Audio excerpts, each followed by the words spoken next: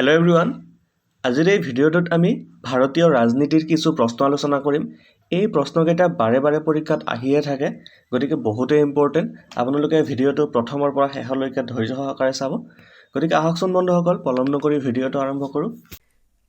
আমাৰ আজিৰ প্ৰথম প্ৰশ্নটো হ'ল 106th constitutional amendment act 2023 is related to 106 নং সংবিধান সংশোধনী আইন 2023 তলৰ কোনটোৰ লগত জড়িত? এই প্ৰশ্নটো very important.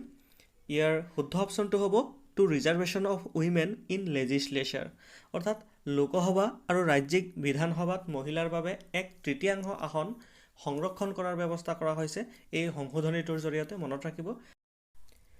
The Indian constitution came into force on, ভাৰতীয় সংবিধান কেতিয়া বলবৎ কৰা হয়? ইয়াৰ শুদ্ধ উত্তৰটো হ'ব এ, জানুৱাৰী 26, 1950। Next question, the term of office of the vice president of India, উপৰাষ্ট্ৰপতিৰ কাৰ্যকাল কেইবছৰ? উপৰাষ্ট্ৰপতিৰ কাৰ্যকাল হৈছে 5 বছৰ, ডি নম্বৰটো শুদ্ধ উত্তৰ। আৰু ইয়াৰ লগতে মনত ৰাখিব, আমাৰ সংবিধানৰ 63 নং অনুচ্ছেদত উপৰাষ্ট্ৰপতিৰ কথা উল্লেখ আছে, আৰু উপৰাষ্ট্ৰপতি হৈছে ৰাজ্যসভাৰ এক্স অফিচিঅ চেয়াৰমেন। এডিশ্যনেল ইনফৰমেশ্যনখিনি বহুতেই ইম্পৰ্টেণ্ট, মনত ৰাখিব। Next question, the constitution of our country was prepared under the leadership of, আমাৰ দেশৰ সংবিধানখন কাৰ নেতৃত্বত প্ৰস্তুত কৰা হৈছিলে? ইয়াৰ শুদ্ধ উত্তৰটো হ'ল 2 নম্বৰটো শুদ্ধ উত্তৰ, ডক্টৰ ভীমৰাও আম্বেদকাৰ। ইয়াৰ লগতে মনত ৰাখিব, ডক্টৰ আম্বেদকাৰৰ জন্ম হৈছিল মধ্যপ্ৰদেশত 1891 চনত 14 এপ্ৰিল তাৰিখে। তেখেতক আধুনিক ভাৰতৰ মনু বুলি জনা যায়, আৰু তেখেত আছিল ভাৰতৰ প্ৰথম ল' মিনিষ্টাৰ। মৰণোত্তৰ বাবে তেখেতক 1990 চনত ভাৰত ৰত্ন বঁটা প্ৰদান কৰা হৈছিলে। Which of the following constitutional amendments provide for the right to education, নিম্নলিখিত কোনটো সাংবিধানিক সংশোধন শিক্ষাৰ অধিকাৰৰ সৈতে সম্পৰ্কিত? ইয়াৰ শুদ্ধ উত্তৰটো হ'ল D, 86th amendment. RTE act 2009 চনত পাছ কৰা হয় আৰু 2010 চনত কাৰ্যকৰী কৰা হৈছিলে। এই আইনৰ মতে 6 পৰা 14 বছৰৰ সকলো শিশুকে ৰাজ্যই বিনামূলীয়া আৰু বাধ্যতামূলক শিক্ষা প্ৰদান কৰিব লাগিব। In which year was Goa was conferred statehood, কোন চনত গোৱাক ৰাজ্য হিচাপে ঘোষণা কৰা হৈছিলে? ইয়াৰ শুদ্ধ উত্তৰটো হ'ল 1987, বি নম্বৰটো শুদ্ধ উত্তৰ। 1961 চনত ভাৰত চৰকাৰে গোৱা আৰু দমন দিউ পৰ্তুগীজৰ পৰা অধিগ্ৰহণ কৰে আৰু 1987 চনত গোৱাক ৰাজ্য হিচাপে ঘোষণা কৰা হয়। Which of the following union territories has no' representation in Rajya Sabha, তলৰ কোনটো কেন্দ্ৰীয় শাসিত অঞ্চলৰ ৰাজ্যসভাত কোনো প্ৰতিনিধি নাই? ইয়াৰ শুদ্ধ উত্তৰটো হ'ল D, Andaman and Nicobar. On whose advice president's rule is imposed in a state, এখন ৰাজ্যত কাৰ পৰামৰ্শৰ ওপৰত ভিত্তি কৰি ৰাষ্ট্ৰপতিৰ শাসন আৰোপ কৰা হয়? ইয়াৰ শুদ্ধ উত্তৰটো হ'ল ডি, গভৰ্ণৰ। ইমাৰ্জেঞ্চি আৰ্টিকল কেইটা বহুতেই ইম্পৰ্টেণ্ট। 3 ধৰণৰ ইমাৰ্জেঞ্চি আছে, এটা হৈছে নেশ্যনেল ইমাৰ্জেঞ্চি, ষ্টেট ইমাৰ্জেঞ্চি আৰু ফাইনেন্সিয়েল ইমাৰ্জেঞ্চি। আৰ্টিকল কেইটা মনত ৰাখিব, আৰ্টিকল 352 হৈছে নেশ্যনেল ইমাৰ্জেঞ্চি, আৰ্টিকল 356 হৈছে ষ্টেট ইমাৰ্জেঞ্চি, আৰু আৰ্টিকল 360 হৈছে financial emergency. The salaries and allowances of the judges of the High Court are charges on the, উচ্চ ন্যায়ালয়ৰ ন্যায়াধীশসকলৰ দৰমহা আৰু ভাত্তা কোনটো ফাণ্ডৰ পৰা দিয়া হয়? ইয়াৰ শুদ্ধ উত্তৰটো হ'ব C, consolidated fund of state. আৰু ইয়াৰ লগতে মনত ৰাখিব, উচ্চতম ন্যায়ালয়ৰ ন্যায়াধীশৰ যিটো দৰমহা এইটো কনচলিডেটেড ফাণ্ড অফ ইণ্ডিয়াৰ পৰা আদায় কৰা হয়।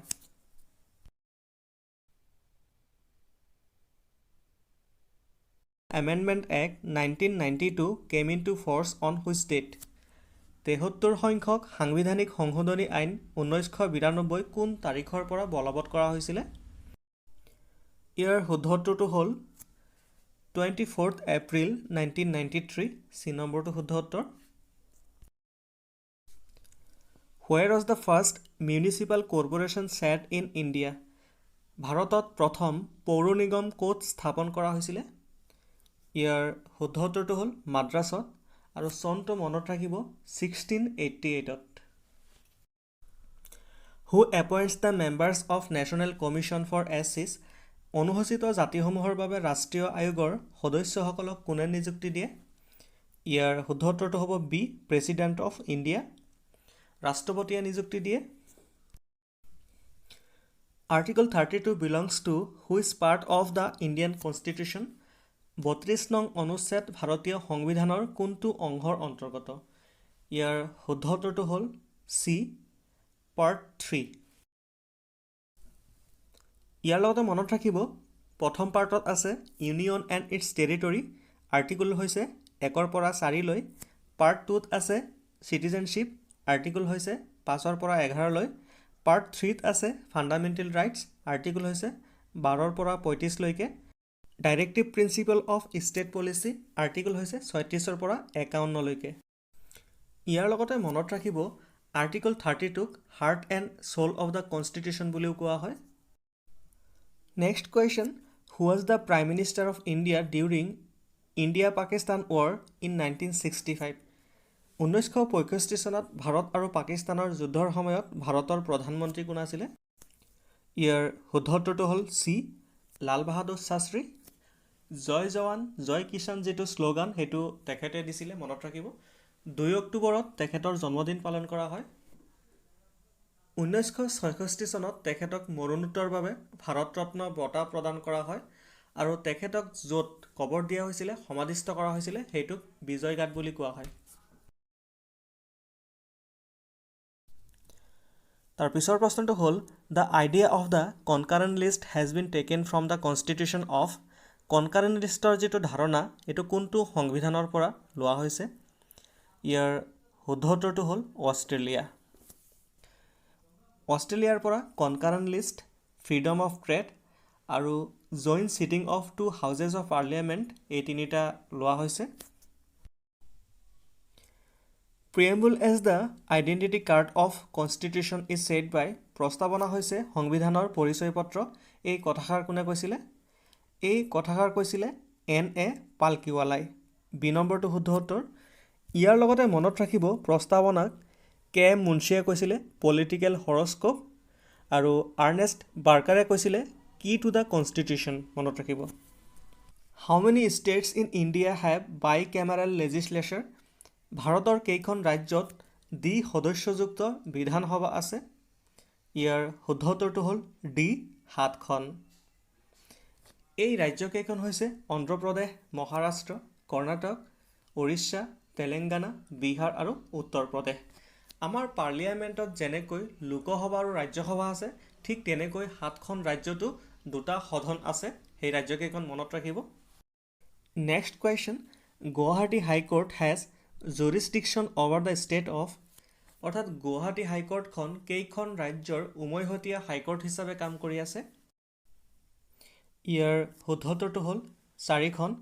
সেই ৰাজ্যকেইখন হৈছে অসম, নাগালেণ্ড, মিজোৰাম আৰু অৰুণাচল প্ৰদেশ।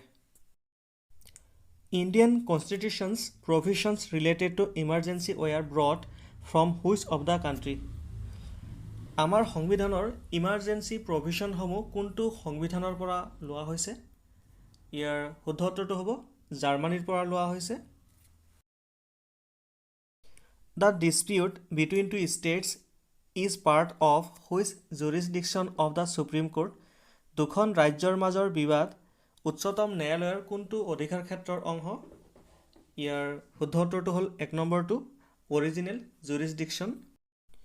Which of the following articles includes provision for election commission, নিম্নলিখিত কোনটো অনুচ্ছেদত নিৰ্বাচন আয়োগৰ ব্যৱস্থা অন্তৰ্ভুক্ত আছে? ইয়াৰ শুদ্ধ অপশ্যনটো হ'ব এ, আৰ্টিকল 324। ইয়াৰ লগতে মনত ৰাখিব ইলেকশ্যন কমিশ্যনাৰক ৰাষ্ট্ৰপতিয়ে নিযুক্তি দিয়ে। Which among the following article states equality of opportunity in matters of public employment, নিম্নলিখিত কোনটো অনুচ্ছেদত ৰাজহুৱা নিযুক্তিৰ ক্ষেত্ৰত সুযোগৰ সমতাৰ কথা উল্লেখ আছে? ইয়াৰ শুদ্ধ উত্তৰটো হ'ল এ, আৰ্টিকল 16।